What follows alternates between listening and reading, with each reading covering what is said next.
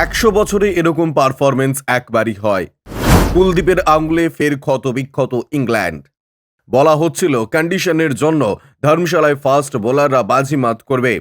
তবে টসে জিতে প্রথমে ব্যাট করতে নামা ইংরেজরা হাবুডুবু খেল সেই ঘূর্ণির জাঁতা কলে। মাত্র ২১৮ রানে ইংল্যান্ডের ব্যাটিং খতম করে গেল ধর্মশালায়, আর বিপক্ষের ১০ উইকেট নিল ভারতীয় স্পিনাররা। রাঁচি টেস্টে নজর কাড়া আকাশদ্বীপ জায়গা পায়নি ভারতের শুরুর ১১-য়। জসপ্রীত বুমরা, মোহাম্মদ সিরাজ দুজনে উইকেটের জন্য মাথা কুড়ে মরলেন। তবে কুলদীপ অশ্বিনের ঘূর্ণিতে শেষ হয়ে গেল বেন স্টোকসের দল। প্রথম সেশনে ম্যাচে ভালো মতোই জাঁকিয়ে বসেছিল ইংল্যান্ড লাঞ্চে গিয়েছিল ১০০-তে ২ স্কোরে। তবে দ্বিতীয় সেশনে তাসের ঘরের মতো ভেঙে পড়ল ইংরেজদের ব্যাটিং। বাকি ১১৮ রান যোগ করার ফাঁকেই ইংল্যান্ড হারালো একের পর এক উইকেট। বুমরা এবং সিরাজ দুজনেই ধর্মশালার পিছে বিবর্ণ ছিলেন। তবে কুলদীপের হাতে রোহিত বল তুলে দেওয়ার পরেই ম্যাচের রং বদলে গেল নিমেষে।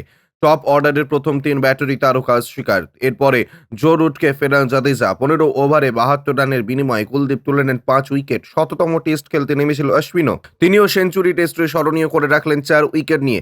১১.৪ ওভারে ১১ রান খরচের বিনিময়ে অশ্বিনের শিকার ৪ ব্যাটার। লাঞ্চের আগে ভালো পার্টনারশিপ গড়ে তুলেছিল জ্যাক ক্রলি এবং বেন ডাকেট।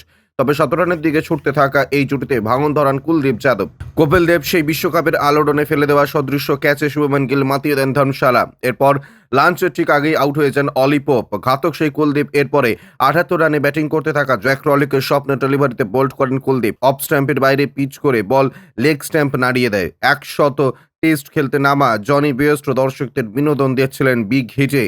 এই বেয়ারস্টো ফিরিয়েই কুলদীপ নিজের কেরিয়ারে ৫০তম শিকার সম্পন্ন করে ফেলেন। কুলদীপের পঞ্চম শিকার স্বয়ং বেন স্টোকস। উইকেটের সামনেই কুলদীপের ডেলিভারি পেয়েছিলেন স্টোকস। রিভিউ নিয়েও রক্ষা পাননি ইংরেজ অধিনায়ক। ব্যুরো রিপোর্ট, ইউজে নিউজ।